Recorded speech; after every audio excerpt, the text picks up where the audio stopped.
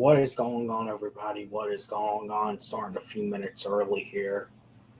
Um, First thing before we get started, if you would like to hit that subscribe button, hit the post notification bell so you know whenever I put out any content. It's that time of year again, man. Preseason has wrapped up. The 53-man rosters are set. Our first college football Saturday has just come and gone. Got two more college games, one tonight between Florida State and LSU. Other one tomorrow night between Duke and Clemson. And this Thursday, the Detroit Lions open up the NFL season at Kansas City, taking on the defending Super Bowl champion Chiefs. And then next Sunday, the Atlanta Falcons, 1 o'clock from the Benz, open up the 2023 season versus Bryce Young and the Carolina Panthers. So it's that time of year, and it's time to do something I don't actually think I've done in a few years, which are season predictions. It's time to do Falcons season predictions after an off season where obviously the Falcons have made many moves. They added to their team, getting Jesse Bates, getting veteran Calais Campbell, getting many more pieces, David Onyemata, Caden Ellis, Bud Dupree, just to name a few, Mac Hollins. And I think obviously one of the big highlights of this offseason was drafting Bijan Robinson, number 8 in the draft. But now the talk is over. We've put together the roster, the initial 53-man roster, and it's time to rock and roll. So without further ado, let's get this thing started. So obviously, starting off here, week 1, Sunday, September 10th, 1 week from tomorrow, or 1 week from today, actually, because it is Sunday. The Atlanta Falcons opening up at home in the Benz versus the Carolina Panthers. Bryce Young and the Carolina Panthers. Carolina, new head coach in Frank Reich, who was actually the first quarterback there in franchise history. And Bryce Young, former Heisman Trophy winner from Alabama. I know all too well about Bryce Young. I am not afraid to say that I love Bryce Young solely because he was an Alabama quarterback. However, he's the enemy now, and I got no choice but to hate Bryce Young, at least when he's playing the Atlanta Falcons. I don't like the Carolina Panthers. I don't think any Falcons fan likes Carolina, but I'd be lying if I said I did not like Bryce Young. I like Bryce Young, but I just don't – I think he's going to have a rough year this year in Carolina. I really do. But Carolina, they got some new weapons. Adam Thielen, DJ Chark, Hayden Hurst, who we know all too well about. Carolina has always had a good defense, but it looks like they're having trouble negotiating with Brian Burns to get a new contract. So that might be something to keep a tab on this week as we head into next Sunday. And obviously, we all know the additions the Falcons made this offseason, additions to the Falcons defense in particular, with Ryan Nielsen now leading the charge for those guys. So now as far as this game goes, I feel like this is the very interesting thing about week 1, is you don't really know what to expect. Most of the time, what we think is the obvious and will happen week 1, the opposite could very well happen. Week 1 is where upsets, I think, are most primed to happen. First week and the last week of the season is where you really don't know a whole lot of what is going to happen. And I feel like this could be a game where that could very well happen. But I feel like more so, this game is going to come down to a final possession. I think that's what this comes down to. I think it's going to be a close ball game. I think the Falcons are definitely going to have their moments with the offense and John in the running game, but I think it could also be a little sluggish coming out. I really do. I think obviously the Falcons defense will probably terrorize Bryce Young throughout the game, but the Falcons defense has to gel also. I think that's something we have to keep tabs on. Miles Sanders coming over from Philadelphia.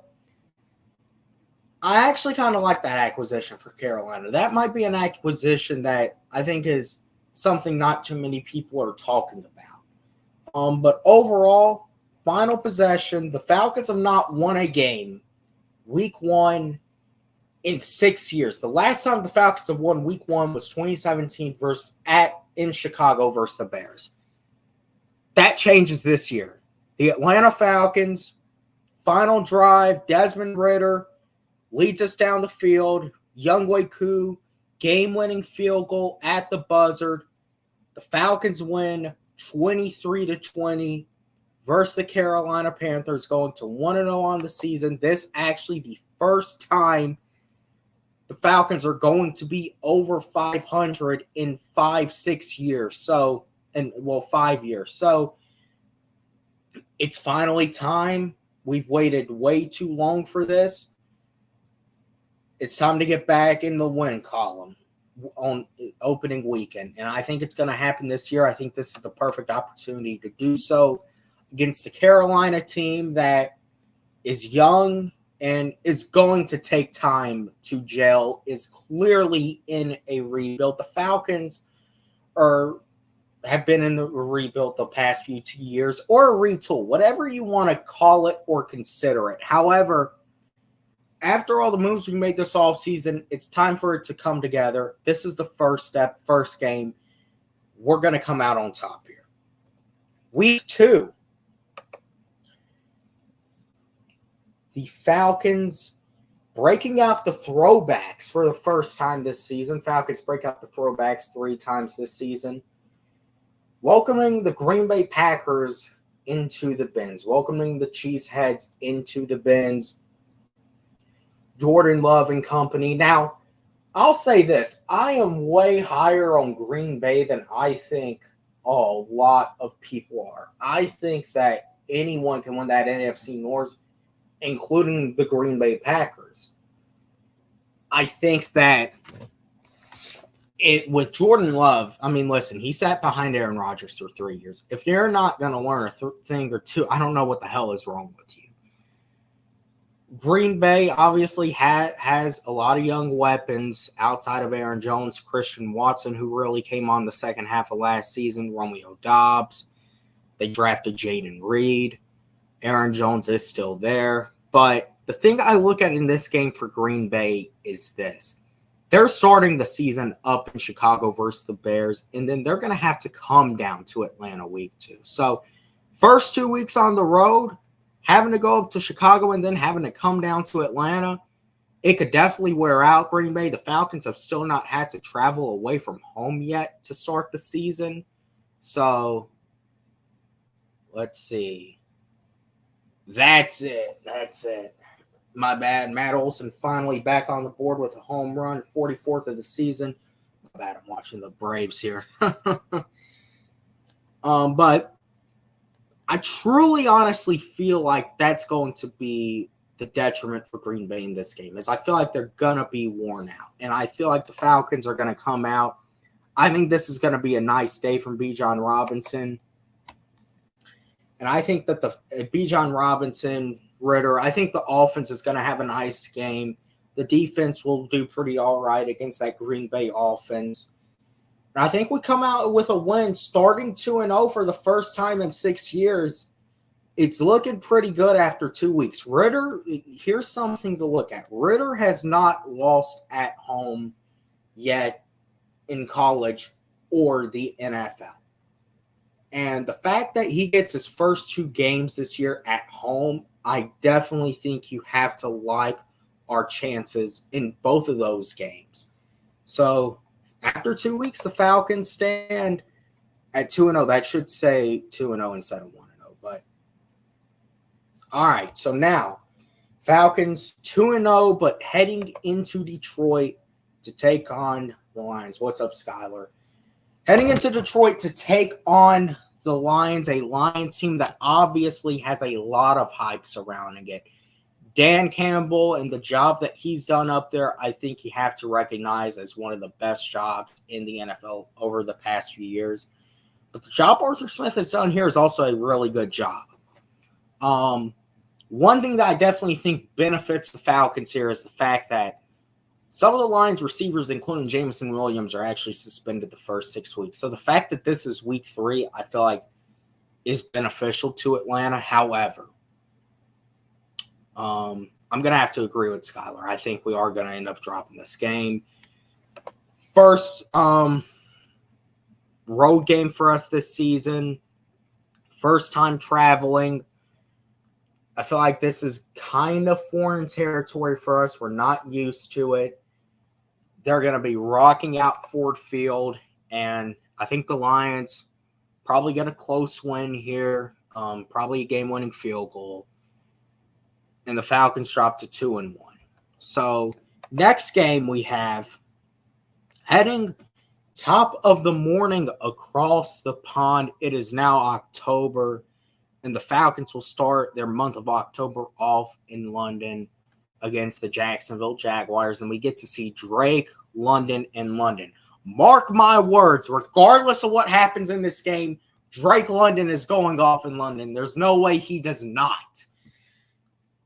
However, with that being said, London is pretty much the Jaguars' foreign home, home away from home, however you want to put it.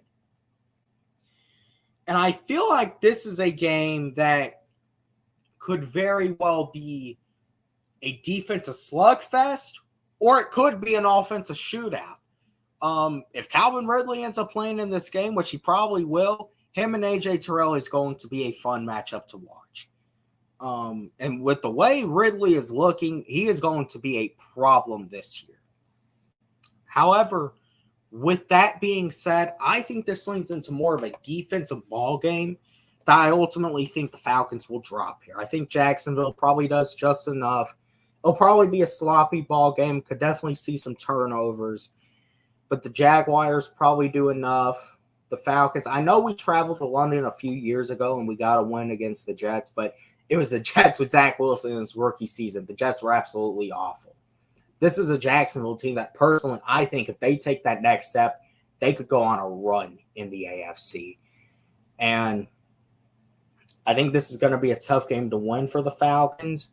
I think we're going to drop this one, going to 2-2. And through the first 4 weeks, 500 on the season. So coming back home week 5, 2-2 through the first 4 games. It could be better, but it could also be worse.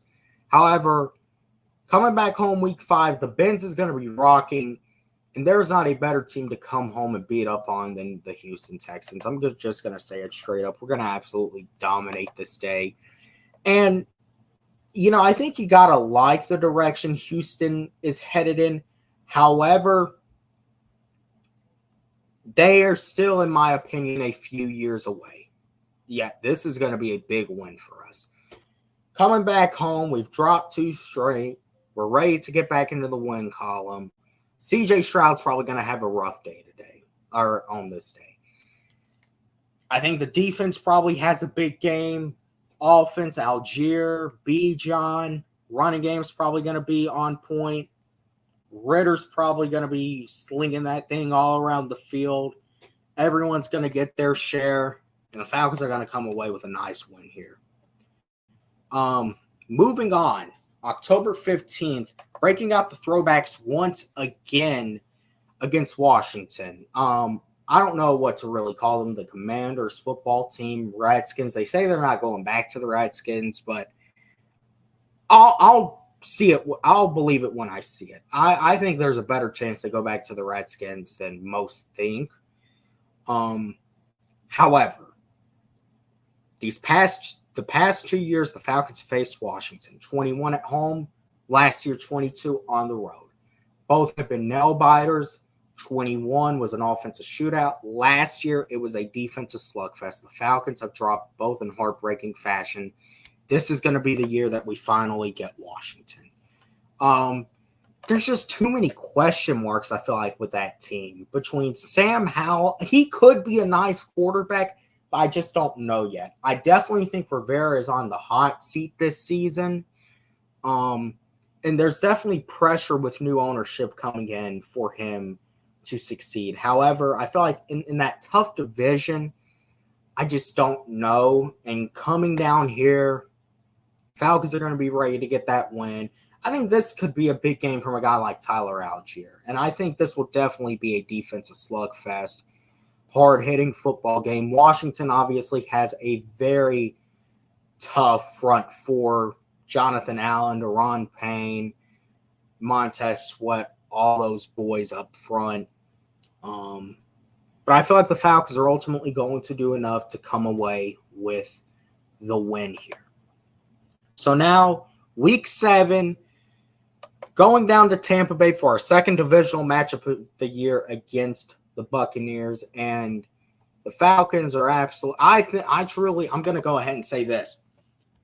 This is going to be the game where I honestly think the Falcons could get Todd Bowles fired, because I think we're just going to beat them so bad that day, I could very well see it happening. Baker Mayfield is not a good quarterback. I do not like the system that he is in Tampa Bay.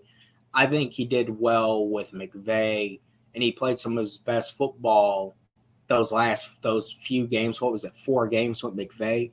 Because of Sean McVay's system. I think everyone knows that. I think you're more so going to get the Baker Mayfield that you saw, maybe not in Carolina, but the Baker Mayfield you saw at low points in Cleveland this year with the Bucs. And another thing to really monitor, Mike Evans might be getting out of there in the next few weeks. He's apparently very frustrated with how contract talks are going, and he could be getting out of there. Tom Brady is gone, and obviously Mike Evans has his ring, but if he wants to get another one, I would not blame him one bit for getting out of Tampa Bay. I think that's a sinking ship, and we know what happened the last time we went down to Tampa Bay. I think Grady Jarrett's going to be fired up going down there again. I could definitely see him getting 2 or 3 sacks on that day. And we just absolutely beat up Tampa Bay.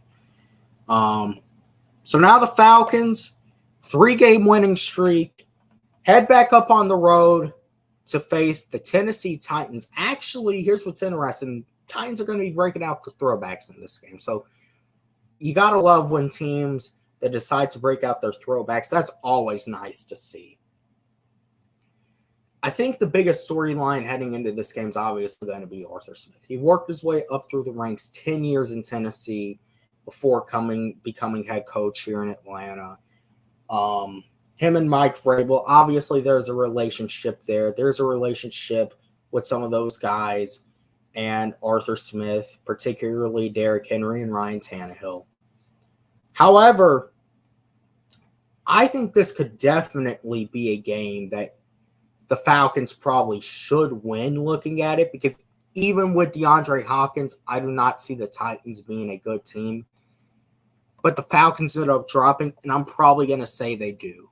A 3-game winning streak, it's very nice. However, now you're getting into that point of the season, and the bye week isn't too far away to where you're going to start slowing down. And you just beat up on 2 tough defensive lines in Tampa Bay, that's probably the only good part about their team, is they still do have some dogs on that D-line and that front 7 in Washington. That could definitely wear this O-line down. I think it's probably going to be a low-scoring ball game here. But ultimately, I think the Titans probably edge it out. Derrick Henry probably has a pretty good day here. Tennessee, I definitely probably see winning the trenches battle, and that probably wins them the game here. So Falcons drop this one and move to 5-3. So coming back home week 9 against the Minnesota Vikings. Now, biggest storyline in this game for me, I think, is definitely A.J. Terrell versus Justin Jefferson. That, in my opinion, easily. Justin Jefferson, you can argue, is the best receiver in football. A.J. Terrell is a top 10 corner in football. So that's definitely going to be what I'm watching. So I think this is probably going to be another game where it's going to be a close game, but I ultimately think the Falcons probably drop this one as well. This is going to be Ritter's first home loss. I just think we're close to the bye week. The team is slowing down. Fatigue is getting to us. Minnesota probably gets the ball last, and they probably go down and score and win this game. I just think the defense, they're going to be getting worn out. They'll be ready for a bye week, and that's probably where we really stand in this game. I think the games against Tennessee and Minnesota are games we definitely could win. However, I just think it's going to be a matter of we're going to be wore down by this point in the season. So Falcons now on a little 2-game skid, 5-4 on the season. So now we got one more game before the bye, and it's against the Arizona Cardinals. Now, in any other case, if it was any other team, I would probably say the Falcons might drop it. But the Arizona Cardinals are probably going to be the worst team in football this year, or at least one of the 2 worst teams in football this year. We don't even know if Kyler Murray's going to play.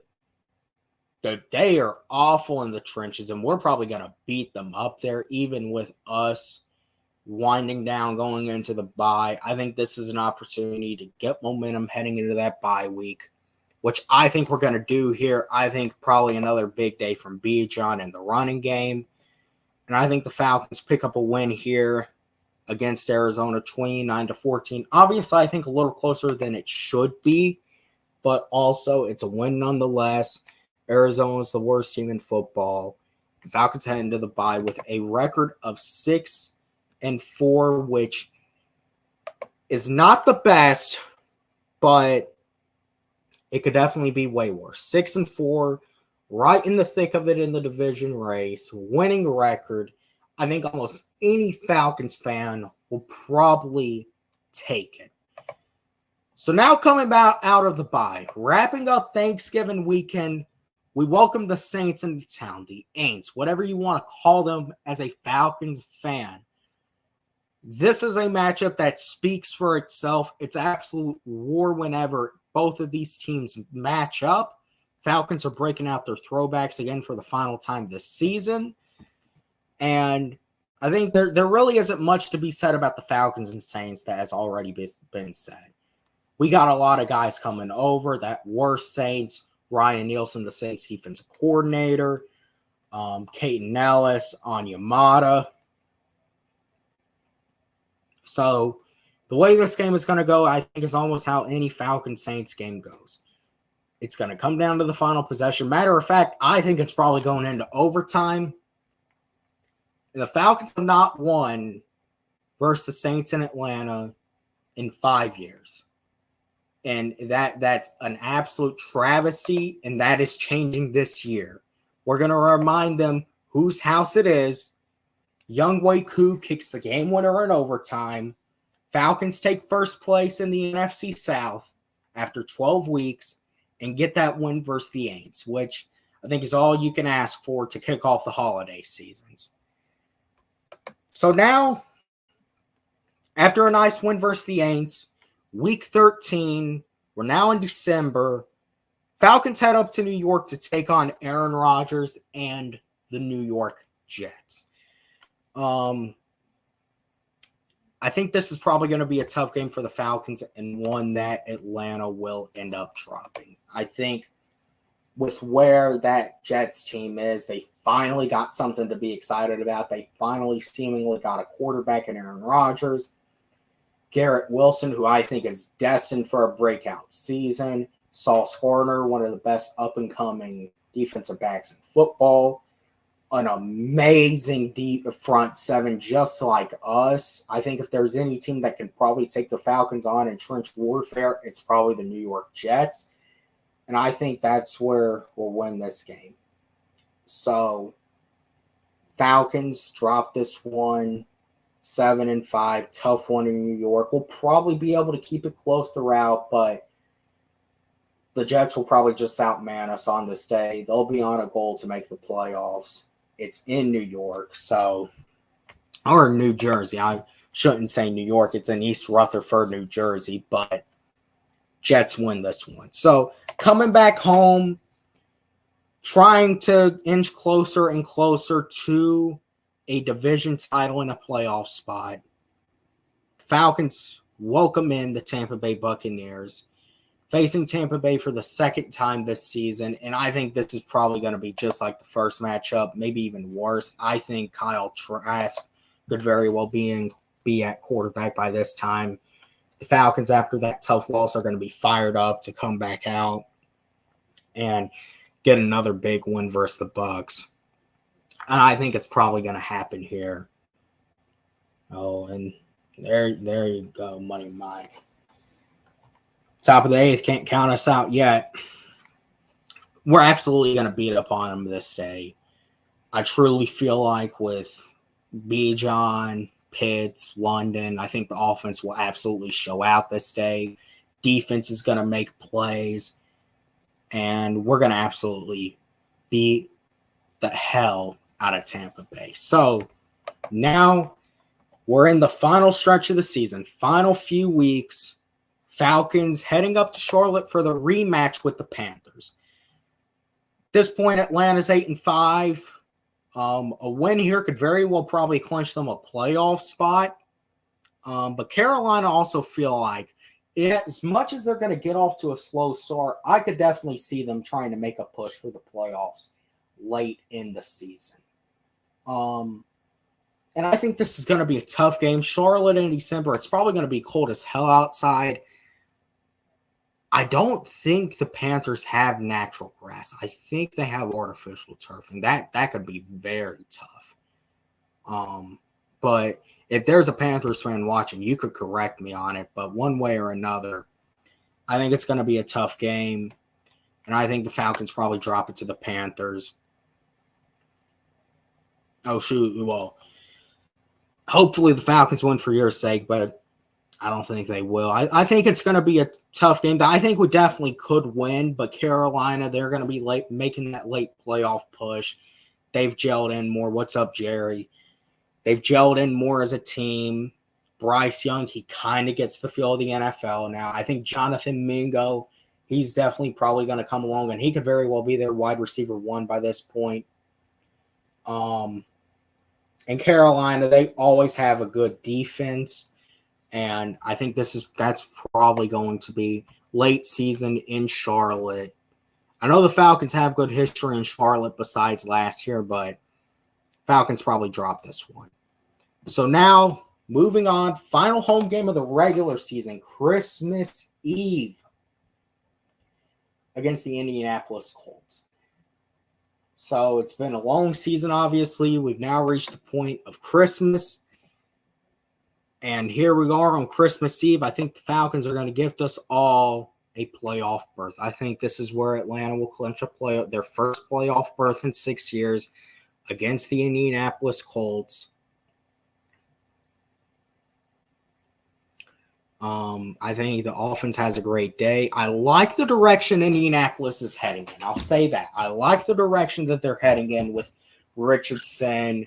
But I think that's a team that give them 1 year. I know Jonathan Taylor's probably getting ready to get out of there, but you can find a running back off of the street. So I think we're going to have a good day. We'll take care of business. We'll contain Anthony Richardson, contain that Colts offense. And I think the Falcons win this one. And on Christmas Eve, really all I can ask for, I think I'm getting what I want. Falcons making the playoffs. So now New Year's Eve. New Year's Eve, just before, Jerry, shut up. Just before the clock ticks and rings in a new year, Falcons go up to Chicago to face the Bears. And listen, Chicago on New Year's Eve, man, it probably will not look like what it has in this picture. It'll probably be snowing like a motherfucker. But ultimately, I think the Falcons are meant to win a game like this. We've talked about it all the time. The running game. Arthur Smith loves to run the football. Bijan, Algier, CP, a former Bear. Remember what happened last time he faced Chicago last year and he got that record? I could see him having another big game this year, this time winning this game in Chicago and clinching the Falcons, the NFC South, at 10 wins. I think 9-10 wins, I think, is probably going to be enough to get this division. And I think the Falcons clinch the NFC South on New Year's Eve. If not, it'll probably come down to the game that is next up, but hopefully it doesn't. Falcons can clinch that division as soon as possible. Yeah, hey, Jerry, I know, man. But listen, tough game.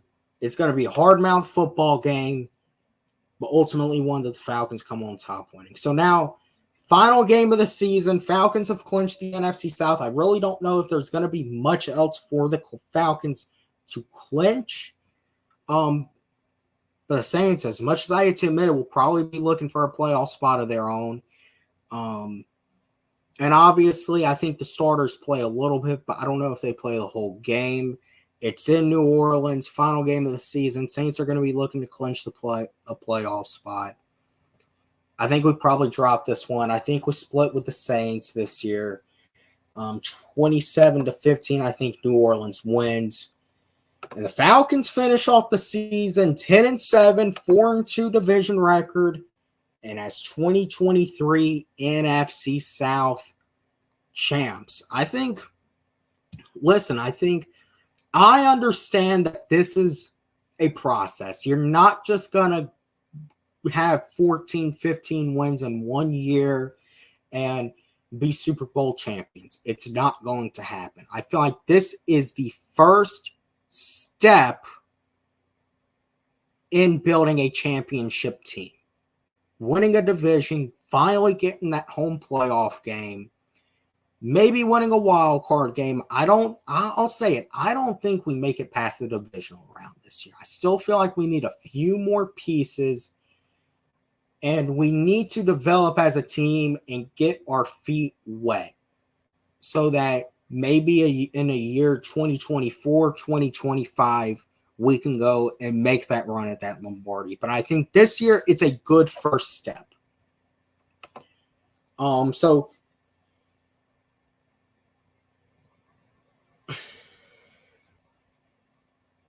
hey, it is. I'll give you this. I think it definitely is possible we can meet 3 times this year. But we're winning. We're winning this division. I think we're winning this division. But I definitely think one way or another it's coming down between the Saints and Falcons. But I'll take my guys to win the South any day of the week. But it's definitely possible. I think we could face 3 times this year.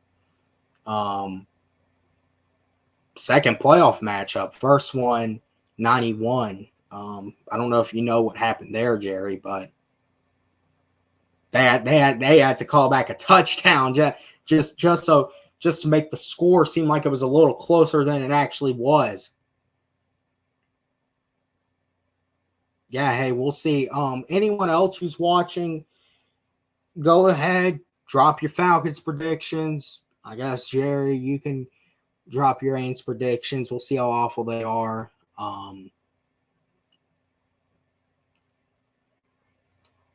But I'll say this. I feel like 9-11 wins is that sweet spot, and I've been saying it for months now. Sweet spot we have to hit is 9-11 wins. I don't know if we get over that, but we cannot have, what's up, Sentinel? We cannot have another 7-10 season. I feel like it's not, I feel like 9-11 wins is where we got to hit it at, and I feel like we hit right in the middle of it. I think 10-11 is a very reasonable amount of wins to ask for this year, because looking at the schedule, it is a pretty easy schedule. There's tough games on there. Obviously, the games versus the Saints are going to be tough. Aaron Rodgers in December is going to be a tough game. Chicago on New Year's Eve will be a tough game. Minnesota is going to be a tough game. Detroit can be a tough game. But Jacksonville will be a tough game. But even then,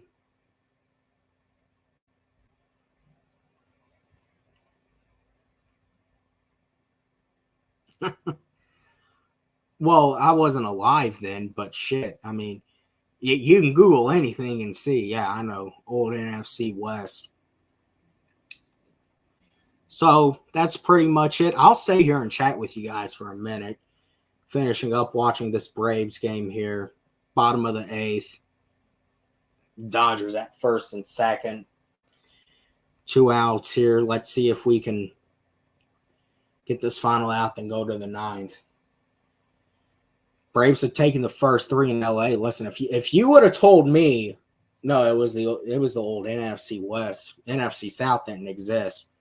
If you would have told me that, and we're now drifting off from the Falcons, we're now, yeah, he's going to go to home. And he's going to score, so. Oh yeah, we can talk Braves. Heck, I might even drop this link. I don't know. I'll see how much longer I feel like staying on. But if you would have told me that the Braves would take the first 3 games in LA, I probably wouldn't have believed you. I think definitely going into this weekend, it was no doubt the biggest matchup in baseball this year, I think, between the 2 best teams. 2 best teams in the NL. You can argue 2 best teams in baseball, but the Braves, you'd love to get the sweep, but man.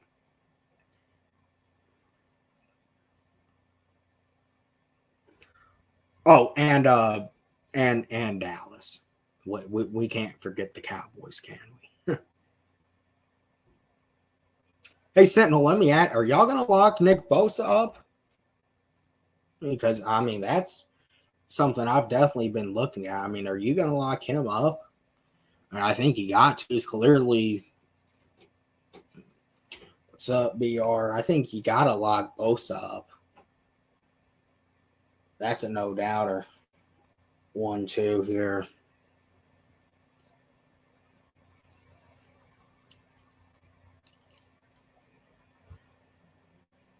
That's crap. I guess I can drop this link. I got time. Got a little bit of time. Oh, so they're yeah, I heard they're like $4 million apart. What is it? How much does Bosa even want? Does he want like what, $30 million a year?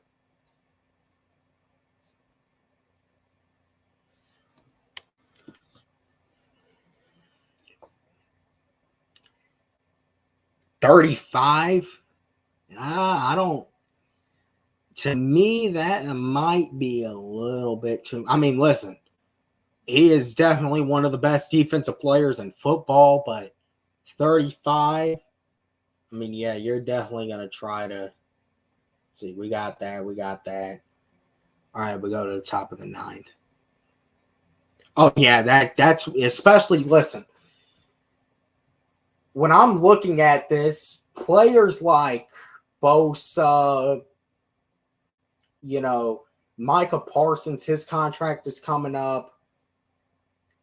You got to get them locked up after their 3rd year. I mean, you know how important they are to your team.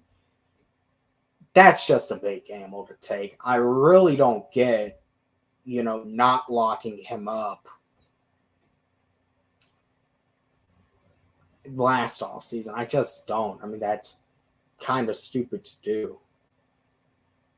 I think lucky for us, we're kind of in that window where it's, we don't have to worry about paying anyone at least this year. But, I mean, shit, if Ritter ends up, which I don't know if Ritter's going to end up being taking this Jalen Hurts leap, because I think we're going to dip too much into the running game for him to. But you're looking at a guy like A.J. Terrell. That is one guy we do have to pay A.J. I just kind of forgot that. Obviously picked up his fifth-year option, but we do have to pay him. I'll be turning 19, day before the Bucs game, second Tampa Bay game, so.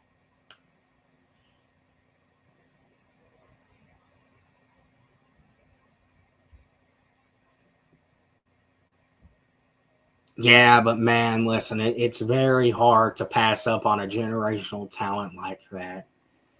But I can get that mentality. No one's bigger than the team. I really can. But man, that's very tough to pass up on a talent like Nick Bosa. I just personally, I think it's Jed York's fault for not York and Lynch's fault for not just locking him up last year.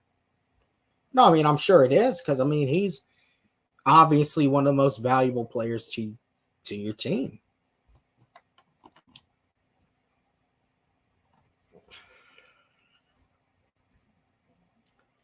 So I think that's where you got to look at it and say, why the hell don't you just lock them up? That's the thing that teams, I think, are getting deep into these days.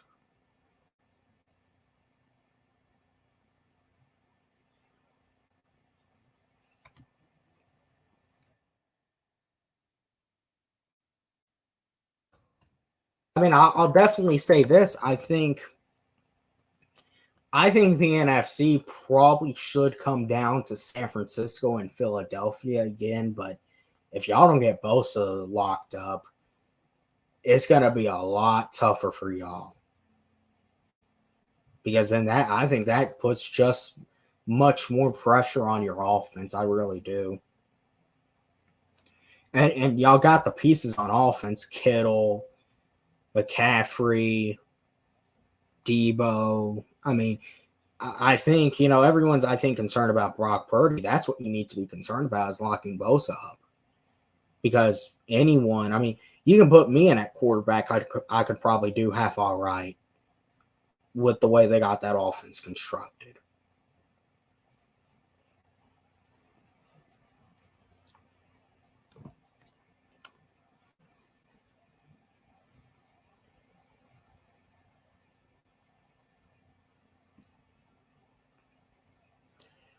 Let's see, 2-2 Ozzy up at bat.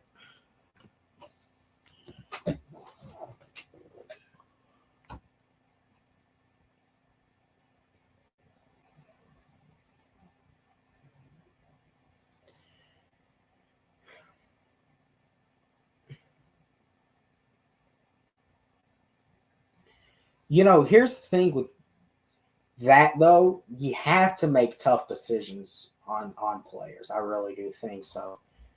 Dodgers walk all Ozzy. No outs. Ozzy on first. I don't want to say that's good. That's going to bring Austin Riley up. But I think you got to make a tough decision. Who do you think is more valuable, Bosa or Ayuk? Obviously, you love to keep all of them, but I think it's about who's most valuable to your team. But that's a tough part of football. So, that's why you lock these guys up as soon as you can.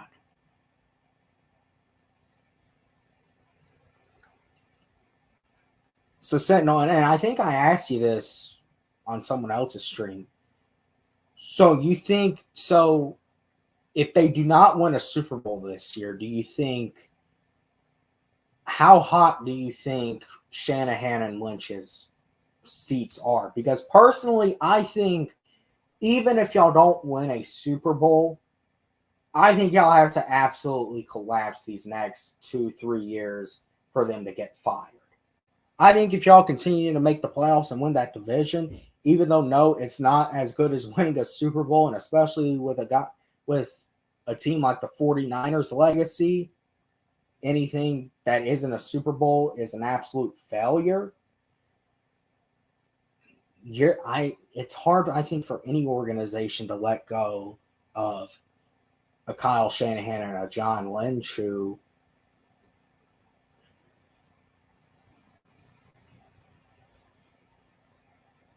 shit, I think.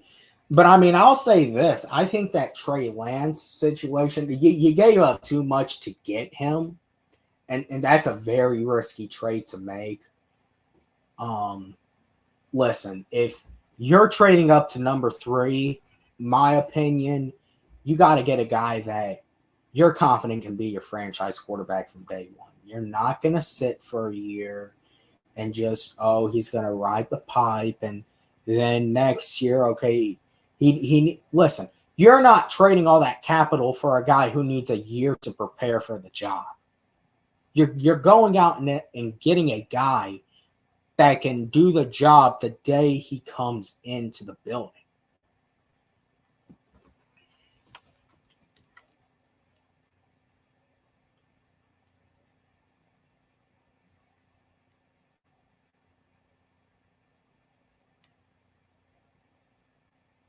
But that trade, it definitely set up the Dolphins to. I know 2-2. It definitely set up a team like the Dolphins. I think it set them up to go out and get Tyreek Hill, Waddle. So, but then again, Miami has to put it together. Fly ball. No, it will drop. So not over yet.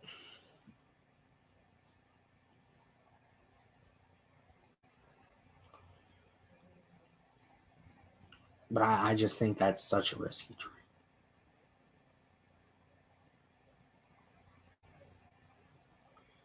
Let me tell you something, Sentinel. I'll tell you who he exactly learned that thing from. He learned that from Dan Quinn. Dan Quinn let the players run the locker room. And that's what led to our demise because there wasn't accountability. And everyone was just wanting to look around like after every Sunday and we got embarrassed. What the hell happened? Now, the difference between you guys and us, you guys have more talent than we do through the draft. And y'all have, even though that Lance pick was, and that trade was absolutely fucked up, we had 2 draft classes that absolutely set us back with Quinn and Dimitrov. And on top of that, he let the players run the locker room. And there was no accountability. And that's what led to our demise. You have to have a leader in there that, and I'm sorry, but a Julio Jones isn't it. This is going back years for the Falcons, but I'm just like, that's probably where he got it from. Braves won't get the sweep. Dodgers win.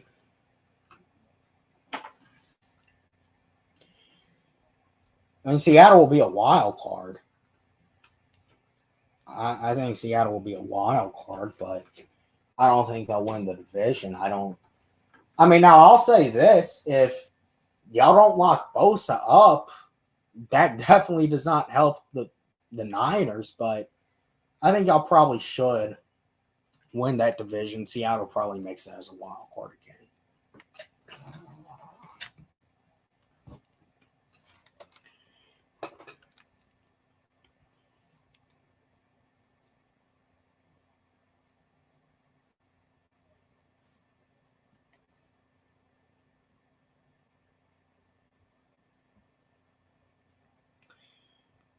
But I think, but this is the most exciting time of the year. This is, I think, what we're all looking forward to next Sunday. So I guess this is kind of how it's going to go, or how I.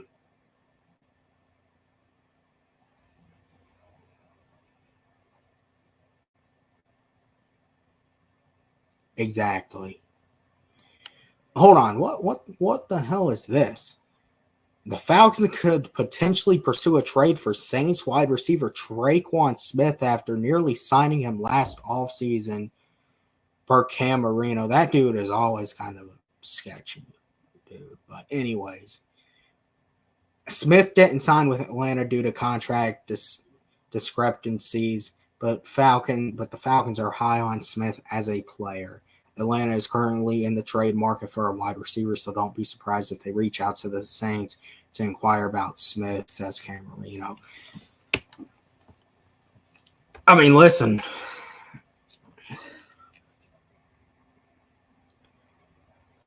I don't know how the hell I'd feel about getting Traquan Smith. I mean, it's not the first guy I would want, but I mean, crap. To be honest with you guys, I'm fine with Drake and Mac Hollins as our 1 and 2. I mean, are they concerned about listen, Brandon dips in and out. He's good. But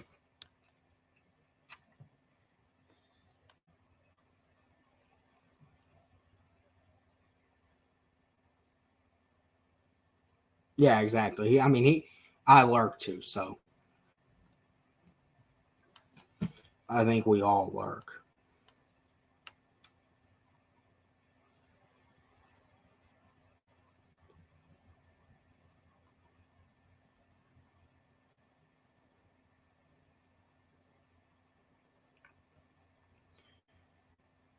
But that's definitely, I mean, I don't know how I necessarily feel about that trade.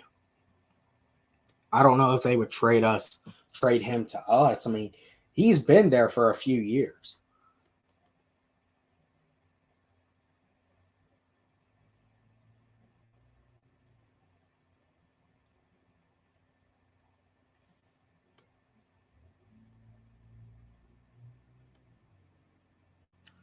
But I mean, I don't know how necessarily. Sentinel's a Niner fan. He's a 49er fan.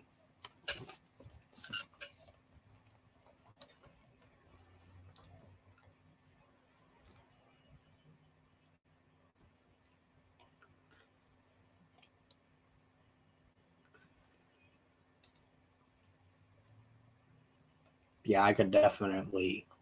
I think the Braves, anything less than a World Series, is an absolute disappointment and failure, and this season was all for nothing. That's what I'll say. He says hurt too much. Yeah, well, listen, I don't want anyone who has any part of their body crippled on my team, and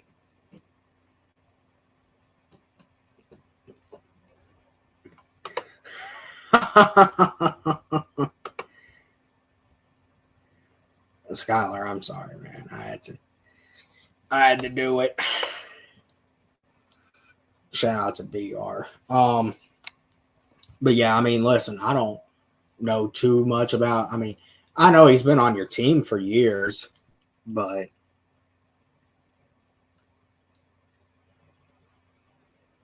49ers are suck. That yeah, you do kind of need to work on that. Hold on, let me.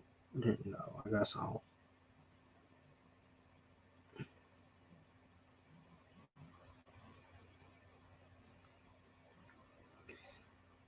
Oh, Skylar. Why the hell do you keep shooting yourself in the foot, bro? It's not fucking shooting yourself in the foot.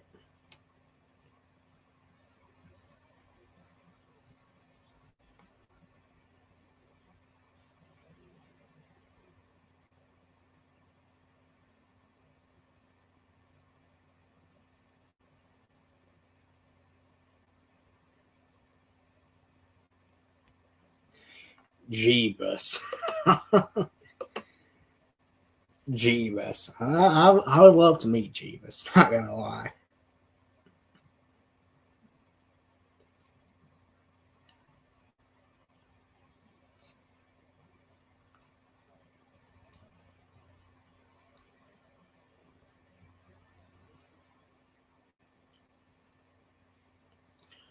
It's all good, man. I think even though you're a Saints or an Aints fan, I think you're pretty all right with it.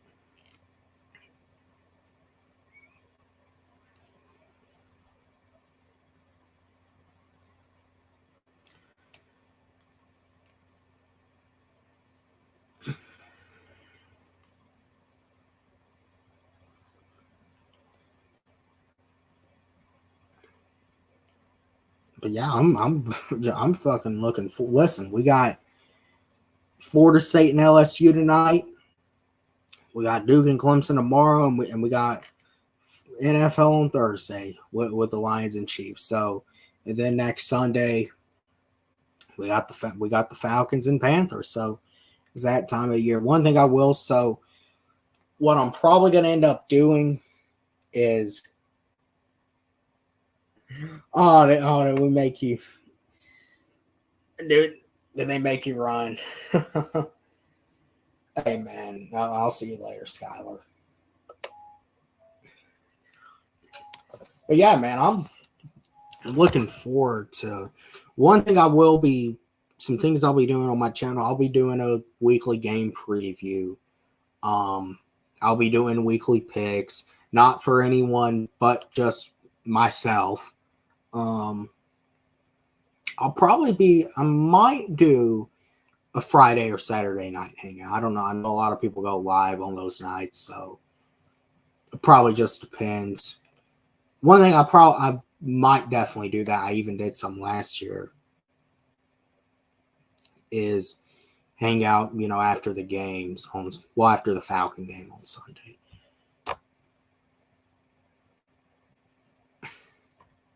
Yeah, no, I mean, listen, it's a dirty South for a reason. I mean, I think Tampa Bay's they had their 3 years of glory with Tom Brady, but outside of that, I mean, I don't necessarily know if I can say I hate the Panthers like that. I think a lot of Panthers fans are obsessed with the Falcons because something I don't think a lot of people actually know is a lot of Carolina fans who are over the age of like 35 or 40, they probably were either they or their parents and grandparents were Falcons fans before the Panthers came around. But it's really the Falcons and Saints. That's what it is.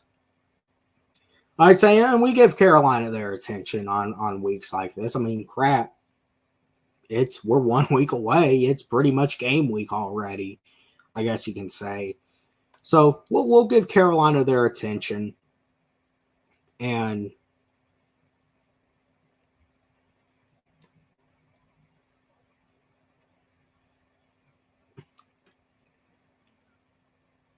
yeah, no, Tampa Bay's had. Whenever Tampa Bay succeeds or wins a Super Bowl, it's literally a flash in the pan once every 20 years. That's what it is. It's a flash in the pan, and then it goes downhill just like that.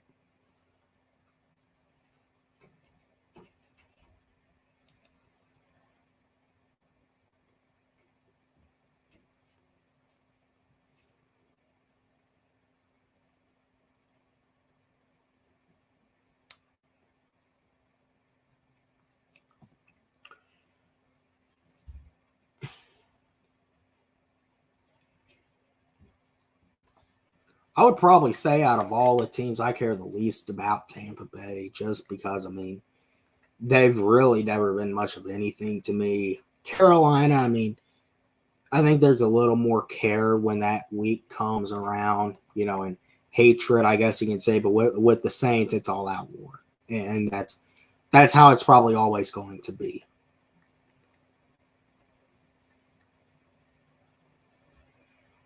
But I think that, and I'm glad that's finally what the NFC South seems to be getting back to, at least for this year.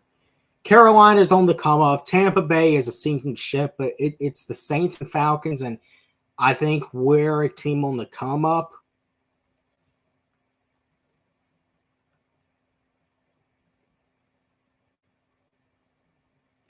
Exactly. That's why it's literally all the ingredients to make up a 5-second flash in the pan. And then 20 seconds later, the fucking house burns down.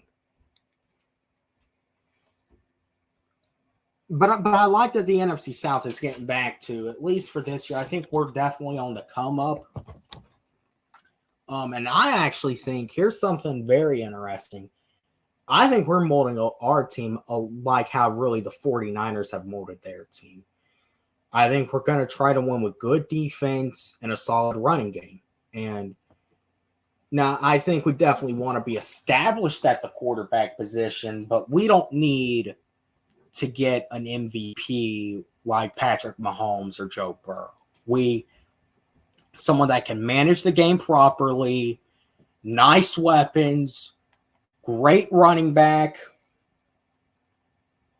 And I think the Saints are probably going to head down after this year, but I definitely think this year it's the Saints and Falcons.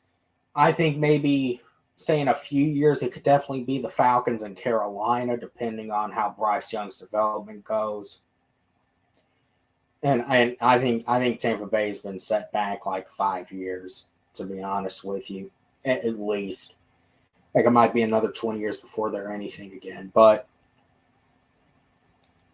I guess time will tell. But I think right now, I think the Falcons and Carolina are the two teams headed on the up trajectory in the division. The Saints, they are getting ready to head down, but they're just trying to prolong their stay at the top.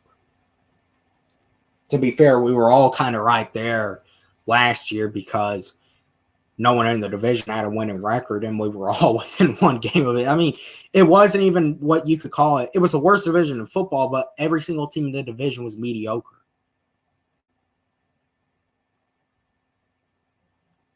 I mean, hey, that, to be fair, that is a solid point. If you can get a ring once every 20 years, hey, I think anyone could take that. I know I would, but shit. It's a flash in the pan. It's you get that flash of gold 5 seconds, and then 20 seconds later the house burns down, and then you take another 20 years to build it back up.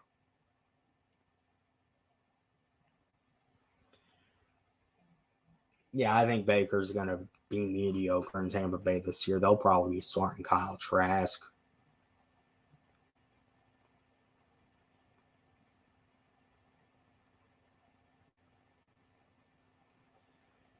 Oh, you want to do Bosa dirty? I don't. That might be karma, man. I don't know. I don't know about that, man. I'd be wanting to keep Bosa around as long as possible if I were the Niners.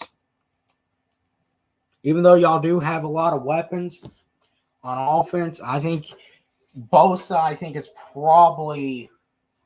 I know y'all got Fred Warner, but Bosa's probably the most important player, I'd argue, on that whole defense.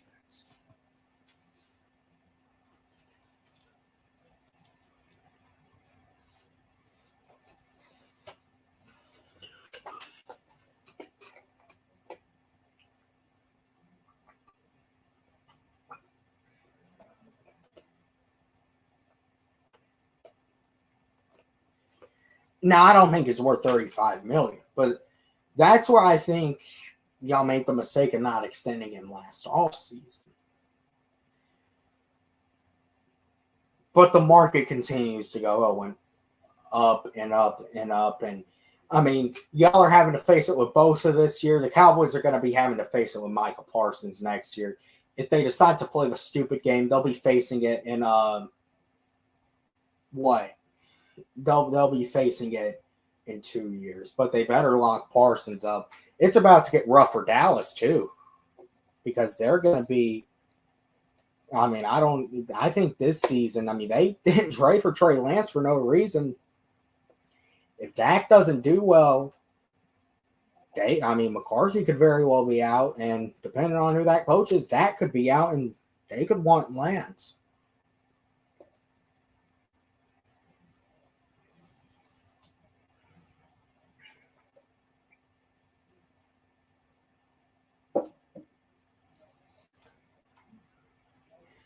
I really honestly think Jerry probably wanted a Sean Payton there in Dallas. I do.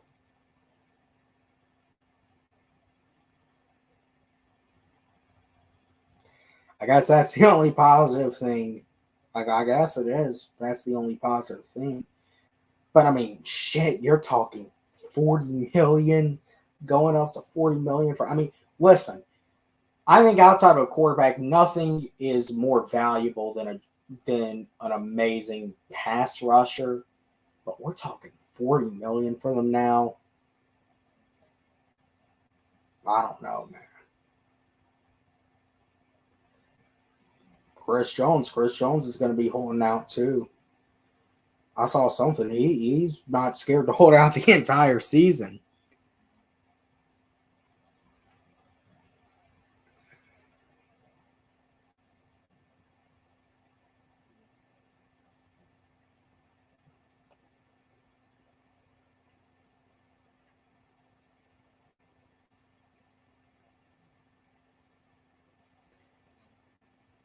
But shit, I think we're going to have to be worrying about AJ next year because and locking him up. I mean, we locked Lindstrom up, which obviously I think you had to. He's the cornerstone of your O-line for the next decade, but I think you gotta lock AJ up too. He's your. I mean, I know you got Bates, but after him, I think there's just so much uncertainty in that secondary.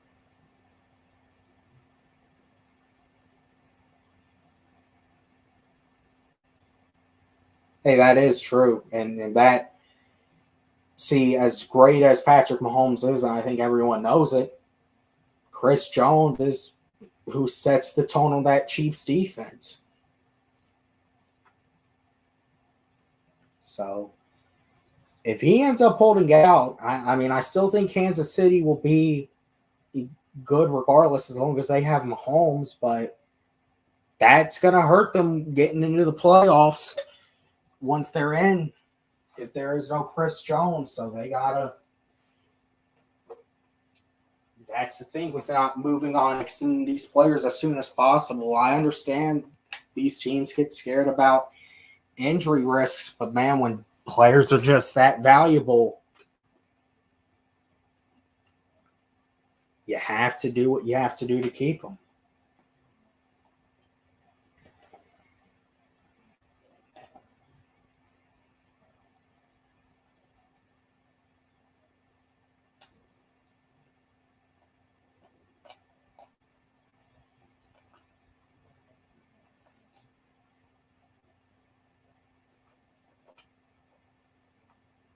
Oh yeah, absolutely. It's already $30 million. How much is Aaron Donald getting paid? $30 million? Is it him or is it TJ Watt who's the highest paid? So I want to say Donald is either 30 mil or he's pretty damn close to it. And TJ Watt, he's like what? I think he's over 25 mil. Gotta be.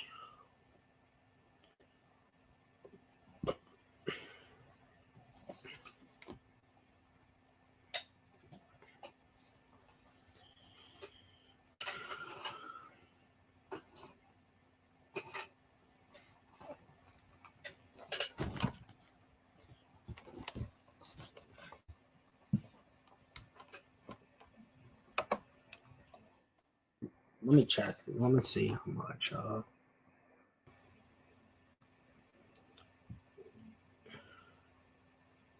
Oh, Watt? I thought Watt was maybe a little under. So they're both getting plus 30. No, I'll check. Let's see how much is TJ Watt getting.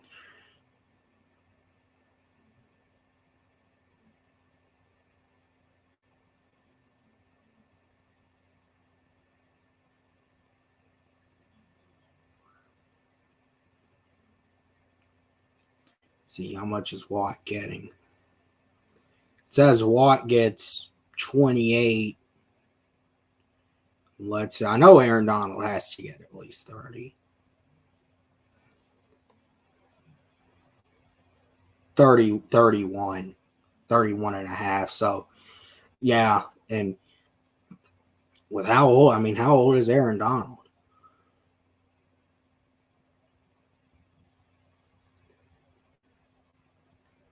That's another thing too. Aaron Donald's 32 making that. And he didn't have the best season last year. So without and the argument about rings, I think yes, has a big part to play, and it should play a bigger part than it does. But I think the hard reality, and it sucks that this is the case, but it's also true. I think a lot of these players, they don't necessarily care about winning the Super Bowl. They just care about getting paid and setting their families for life.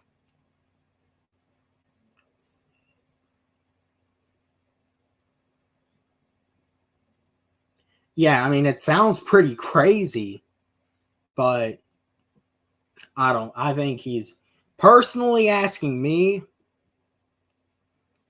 I think it's probably worth about.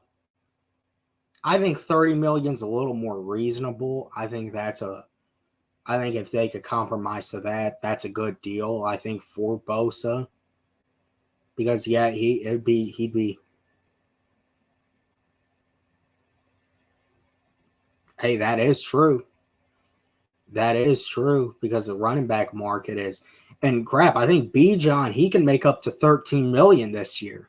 So, but I think the other thing too with that is we're not going to get him beat up as much because he's not going to be on the field and getting the ball as much, which is why no, he might not be getting 2,000 yards from scrimmage, but also I would much rather have a B. John getting instead of 2,000 yards from scrimmage and above that each year, and he's already done worn out after 5 years. I would much rather have him getting 1,600 yards from scrimmage this year, a year, and he's able to stay here a decade, and maybe in that time get a ring here.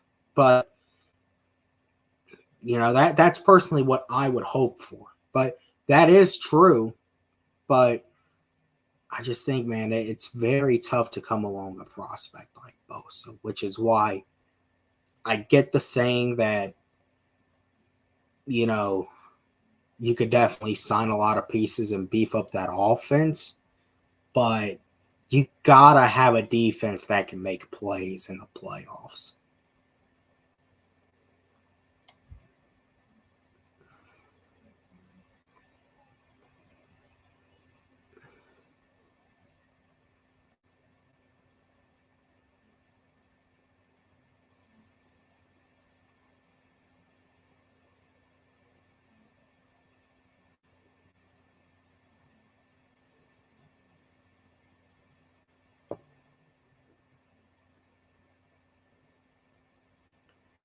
So let's see, nothing really much going on right now. No real reports. Caleb Williams, I'll say this. I mean,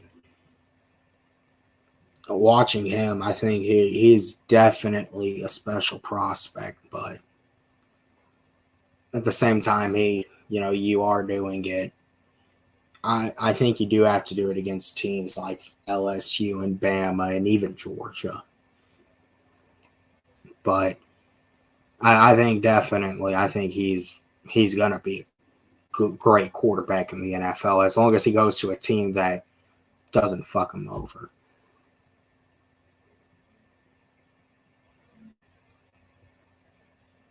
That is important. I think you have to have a balance. You have to have a defense that can make plays, and you have to have a good offensive line because that's where it all starts with the offense. It all starts with the offensive line. So, but that's also very concerning is Purdy's shoulder. How is that going to hold up?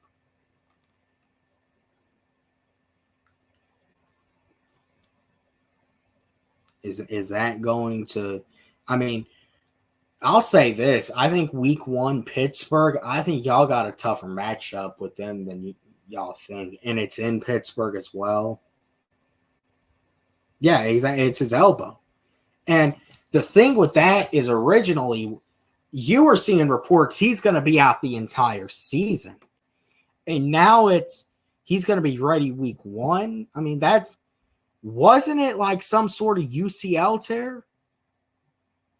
You can correct me on that, but yeah, no, I mean the Steelers are a tough team, and especially in Heinz Field or whatever the hell they call it now.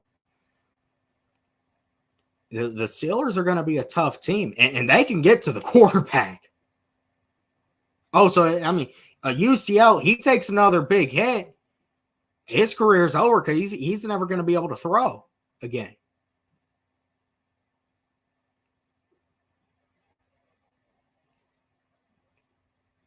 So y'all do have to protect him. Which every team has to protect their quarterback, but especially when you have a situation like that, you have to be able to protect your quarterback. I mean, I think in the case Purdy were to get hurt, I think Sam Darnold could probably come in. I don't know how he would do. I mean, I understand he clearly hasn't had the best career. He had some all right moments in Carolina. His last game as a Panther, he went 5 for 15 and 40 yards and a pick, but I think with the offense y'all have built this year, it's hard for anyone to not succeed.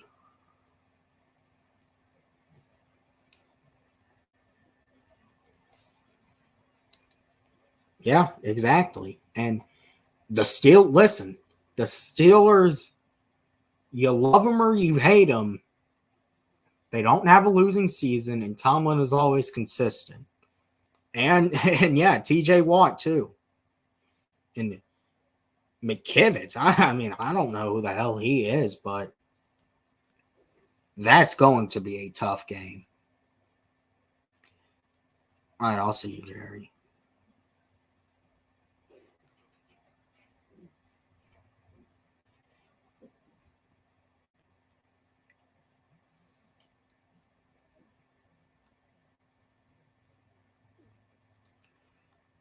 Yeah, and I mean, you might have finally found that in Purdy, but I think, though, if any team, because the thing with Shanahan's offense is it was able to develop Matt Ryan into an MVP. It was able to develop Jimmy Garoppolo into a good enough quarterback to be able to take the Niners to the Super Bowl. It's been able to make Brock Purdy look like he should have been a first-round pick instead of Mr. Irrelevant. So I think if just about any coach could salvage a Sam Darnold having to start at quarterback, I think it would be Shanahan, but I think it can only go so far. Because I'll continue to say it, I think into the playoffs, Shanahan gets too stubborn.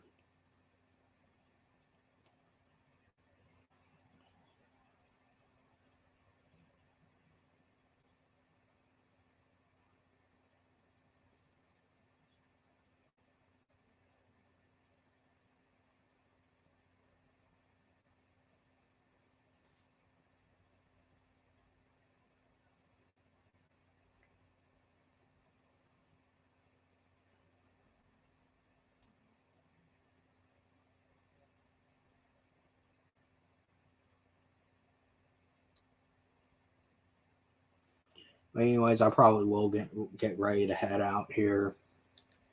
Maybe watch the game tonight or do something else. But it was nice chatting with y'all. 10-7. That's what I'm going to leave off on. I think I'll probably come back to this at the end of the season, see how I did.